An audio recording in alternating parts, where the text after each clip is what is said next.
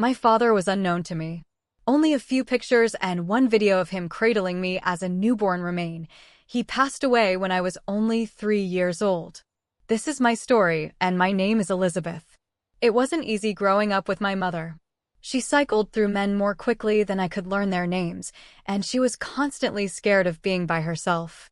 Every man came and went as fast as he arrived, creating a revolving door. My mom's mother, my grandmother, was the only source of stability in my life. She was my refuge and my rock. Grandma would step in and take me to her place whenever things at home became too crazy, which was frequently the case. "Come on, Elizabeth," she would say in a kind and reassuring tone, "let's go bake some cookies." Spending those weekends with grandmas was like traveling to another planet. There was never any shouting, no banging of doors, and no strange strangers stumbling around in the middle of the night in her tranquil, serene home. Grandma and I alone, reading, baking cookies, or caring for her little garden. I often wondered about my dad's parents. Mom told me they'd cut ties after Dad died, disapproving of her moving on so quickly.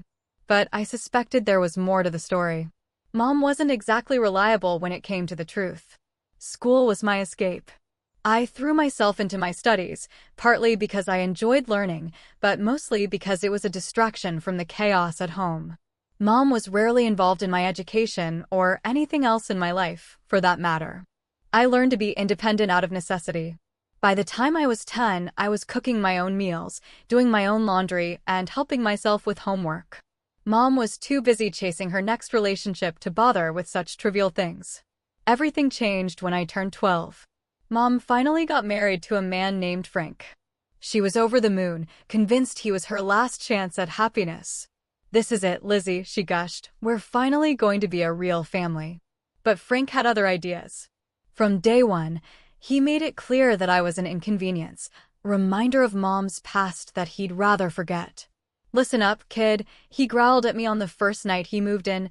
"I don't want to see or hear you unless it's absolutely necessary.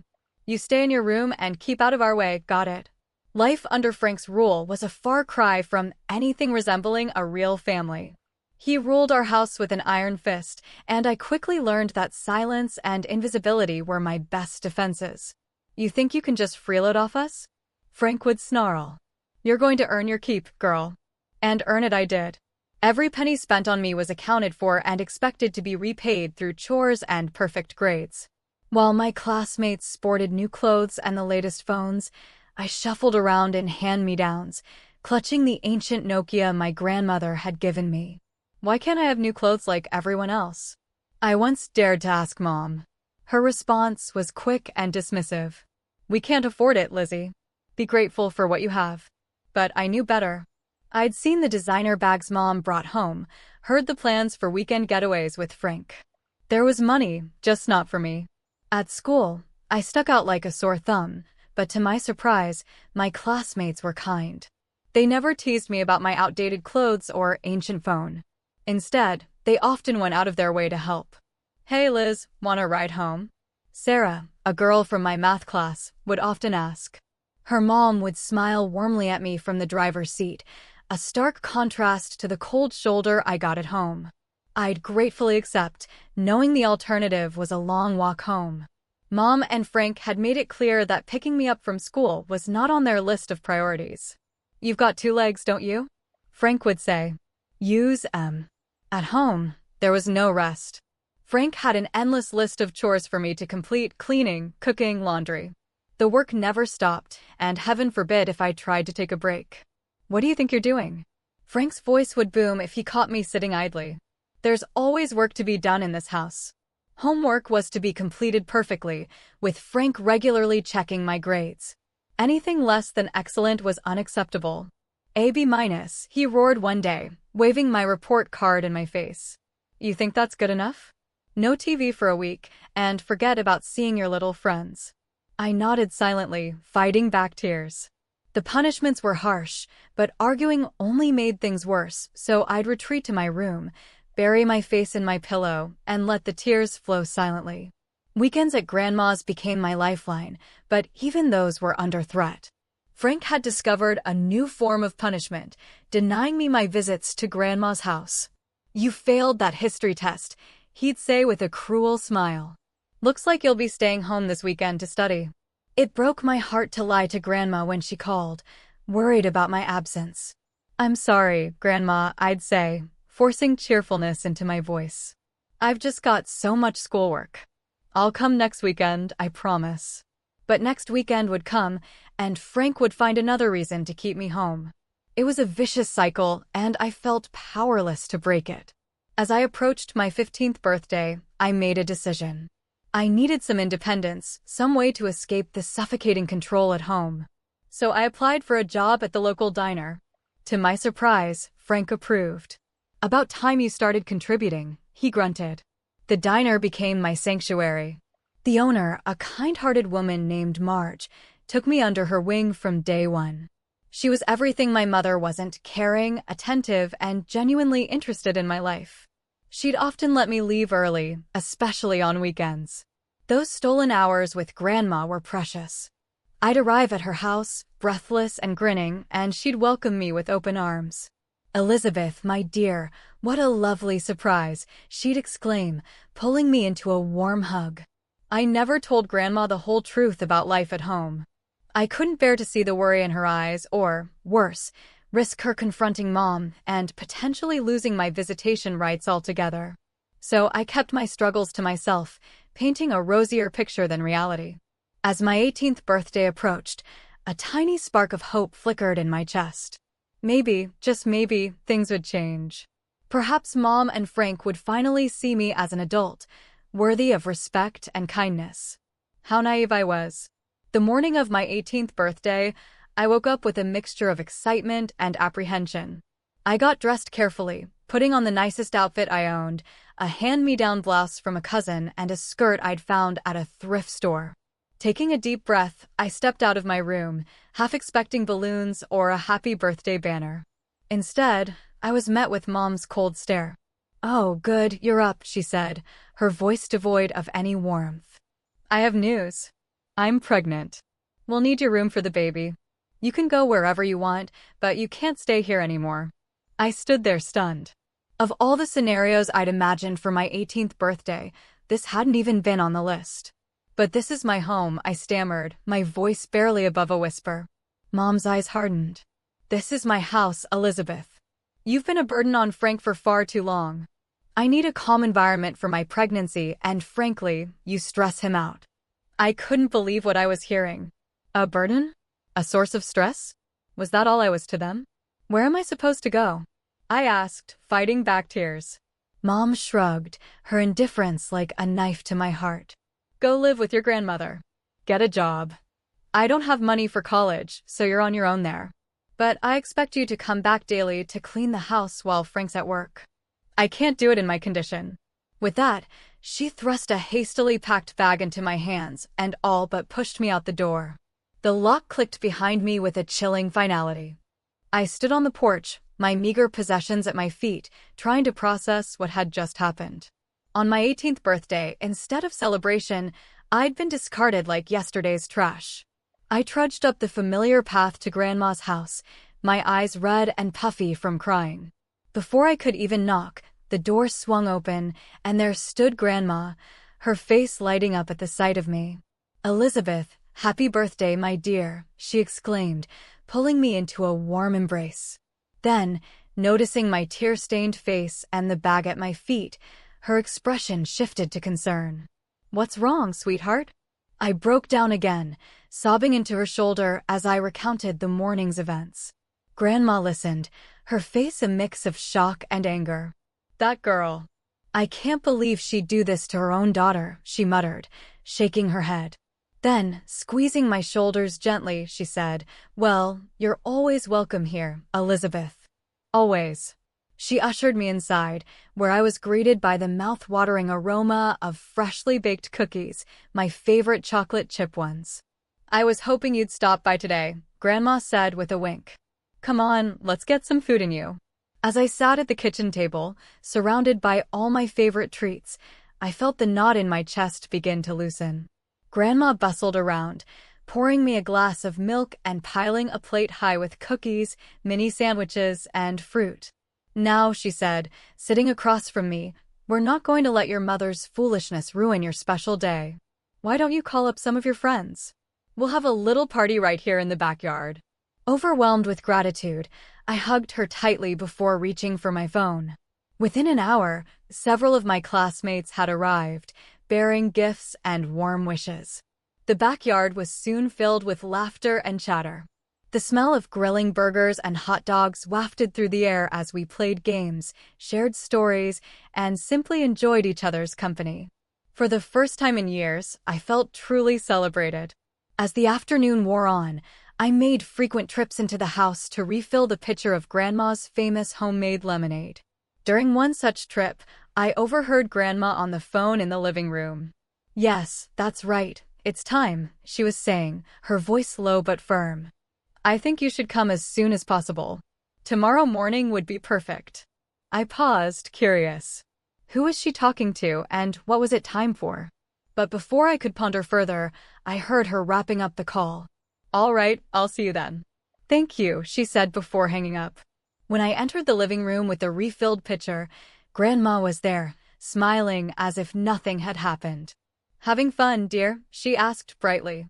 I nodded, deciding not to ask about the mysterious phone call. Whatever it was, I trusted Grandma. After all, she was the one person who had never let me down. The morning after my birthday, I woke up in Grandma's guest room, feeling more rested than I had in years. I was helping Grandma with the dishes when there was a knock at the door. To my utter shock, it was Mom. "Elizabeth, Beth," she said, her voice uncharacteristically soft. "Can we talk?" I stood frozen, unsure how to respond. Grandma gently squeezed my shoulder and nodded, so I stepped aside to let Mom in. She looked different, smaller, somehow, and definitely nervous. In her hands, she clutched a gift-wrapped package. "I'm sorry about yesterday," Mom began, her eyes darting around the room. "I don't know what came over me. Here, I got you a birthday present." I took the package mechanically, too stunned to speak. "Please, Elizabeth," Mom continued, her voice taking on a pleading tone, "come home. We can work this out." Grandma, who had been quietly observing, spoke up. "I'm glad you've come to your senses, dear," she said to Mom, her tone firm but not unkind. "But I'm afraid it's too late to change things now." Mom opened her mouth to argue, but at that moment, the front door opened. An elderly couple stepped in, and I watched in confusion as all the color drained from Mom's face. "Hello, Elizabeth," the woman said warmly, her eyes crinkling at the corners. "Happy belated birthday." The man beside her smiled and added, "We've been waiting a long time to meet you, sweetheart." Grandma stepped forward. "Elizabeth, these are your paternal grandparents. I asked them to come." My mind was reeling. The grandparents I'd never known, the ones Mom had always said wanted nothing to do with me, were here, and Grandma had invited them. They enveloped me in a warm hug, and I found myself instinctively relaxing into their embrace. "We have a lot to tell you, Elizabeth," my grandfather said, his voice gentle but firm, starting with the truth about your home. Over the next hour, they unraveled a story that left me speechless. The house I'd grown up in, the one I'd been unceremoniously kicked out of just yesterday, actually belonged to me. It had been left to me by my father and put in my name by my paternal grandparents after his death. "Your mother was allowed to live there with you," my grandmother explained, shooting a pointed look at Mom, who seemed to shrink under her gaze. "But now that you're 18, it's your decision who lives there." I sat there, trying to process this bombshell. All those years of feeling like a burden, of being told I should be grateful for a roof over my head, and the house had been mine all along. "I own the house?" I stammered, my mind struggling to grasp this new reality. My grandparents nodded, while Mom sat silent. As I sat there, still reeling from the revelation about the house, my paternal grandmother gently took my hand. "There's more, Elizabeth," she said, her voice soft but firm. My grandfather nodded, his eyes filled with a mix of sadness and resolve. "We've been sending your mother a monthly allowance ever since your father passed away," he explained. "It was meant to cover your expenses, clothes, school supplies, anything you needed." I felt my jaw drop. All those years of wearing hand-me-downs, of being told we couldn't afford new clothes or school trips, had it all been a lie? "We wanted to be part of your life," to help raise you, my grandmother continued, but your mother, she was against it. I glanced at Mom, who was standing in the corner of the room, her face a mask of discomfort and shame. We didn't want to cause any trouble, my grandfather added, so we kept in touch through your grandmother here. She's been sending us photos and updates about you all these years. Grandma nodded, squeezing my shoulder supportively. And that's not all, my grandmother said. We've been saving for your college education. We gave the money to your mother to set aside for you. I felt like I'd been punched in the gut. College money? I echoed, my voice barely above a whisper. I turned to Mom, who was now visibly squirming. You told me there was no money for college. You told me I was on my own. The room fell silent, all eyes on my mother. She opened and closed her mouth several times, no words coming out. Finally, Grandma spoke, her voice characteristically stern. Tell her the truth, Amanda. You owe her that much. Mom's face cycled through various shades of red and white. She stammered, then took a deep breath. Frank and we spent the money. The silence that followed was deafening. I felt like I was in a surreal dream, or rather, a nightmare. You did what? My paternal grandmother's voice cut through the silence, sharp as a knife. Mom flinched. We needed it for first, she stammered. We bought a car, she finally blurted out. A car, my grandfather repeated incredulously. A luxury car, Mom added, as if that somehow made it better. We needed it. Frank's job, appearances are important, you know. I stared at her, unable to comprehend the level of selfishness and deceit. All those years of scrimping and saving, of being told I was a burden, and they had been living it up with money meant for me? The room fell into a stunned silence as the magnitude of my mother's betrayal sank in. I felt a surge of anger rise within me, hot and fierce.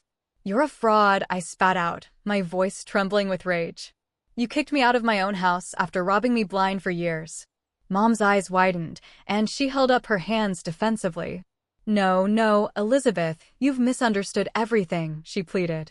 I was going to surprise you for your birthday. I was going to tell you about the house and the money. I couldn't help it, I let out a bitter laugh. Oh, you surprised me, all right, I said, my voice dripping with sarcasm. Kicking me out on my 18th birthday was quite the surprise. Congratulations, Mom, mission accomplished. My paternal grandfather stepped forward, his face stern. Amanda, he said, addressing my mother, you need to return the money for Elizabeth's education immediately. Mom's face contorted with anger. I'm not giving anything back, she shrieked. Do you have any idea how hard it's been raising her on my own? That money is compensation for everything I've done. I couldn't believe what I was hearing. Everything you've done? I echoed incredulously. You mean neglecting me, making me feel like a burden and stealing from me? Mom turned to me, her eyes wild. Elizabeth, stop this nonsense and come home right now, she demanded. Something inside me snapped. It's my house, and I want you and Frank out. Now. Mom's face crumpled, and she pointed at her stomach. But I'm pregnant, she whimpered. You can't throw us out. Where will we go? I looked at her, really looked at her, and felt nothing, no sympathy, no guilt, just a profound weariness. I could see that while her pregnancy might be real, her tears were just another manipulation tactic. That's not my problem, I said quietly. You should have thought about that before you stole my future. Grandma stepped forward and put her arm around my shoulders. I think it's time for you to leave, Amanda, she said firmly. You've done enough damage. As Mom continued to sob and plead, my paternal grandparents exchanged a look. We'll be pursuing legal action to recover the stolen funds, my grandfather stated, and we'll be helping Elizabeth secure her property. I watched as my mother's face cycled through shock, anger, and fear. For the first time, I saw her for what she truly was, not the loving mother I'd always longed for, but a selfish, manipulative woman who had put her own desires above her child's well-being. The weeks following that fateful confrontation were a whirlwind of legal consultations, paperwork, and emotional upheaval. With the support of my grandparents, both sets of them, I found the strength to stand up for myself and pursue justice. We filed multiple lawsuits, one for compensation for moral damages, another for the misuse of the monthly allowance my paternal grandparents had been sending, and a third for the return of my college fund. Each document I signed felt like a step toward reclaiming my life. The most difficult lawsuit to file was the eviction notice for Mom and Frank. Despite everything, a small part of me still hesitated. Was I doing the right thing? "You're not leaving them homeless, Elizabeth," Grandma reassured me, sensing my doubt. "They're adults who made their choices. Now it's time for you to make yours." The day of the court hearing arrived all too quickly. I sat in the courtroom, my stomach in knots, as the judge reviewed our case. Mom and Frank sat on the other side, shooting me venomous glares. As the judge began to speak, I held my breath. In the case of Elizabeth versus Amanda and Frank Thompson, this court finds in favor of the plaintiff, Elizabeth. The relief that washed over me was indescribable. The judge continued, detailing the court's decision: full compensation for moral damages, repayment of all misused funds, return of my college fund, and the eviction of Mom and Frank from my house. I watched as Mom's face contorted with rage. She jumped to her feet, screaming obscenities, while Frank sat stone-faced beside her. As the bailiff escorted them out, Mom's final words rang in my ears: "You ungrateful brat. After everything we've done for you." Those words, once so hurtful, now held no power over me. I knew the truth, and no amount of guilt-tripping could change that. The following weeks were a flurry of activity. Mom and Frank moved out, leaving the house in a state of disarray. It was cathartic, in a way, to clean and reorganize, erasing the traces of their presence from my life. With my newly recovered funds, I was able to enroll in a prestigious college in another city. The day I received my acceptance letter, I cried tears of joy, something I hadn't done in years. As I prepared for college, I couldn't help but reflect on the whirlwind of changes in my life. In just a few short months, I'd gone from a neglected, gaslit teenager to a homeowner and college student with a supportive family. The day of my departure was bittersweet. I hugged Grandma tightly, promising to call often. "Don't worry about the house," she assured me. "I'll keep an eye on things while you're gone." My paternal grandparents drove me to my new campus, helping me move into my dorm room. As we said our goodbyes, my grandfather pressed a small box into my hand.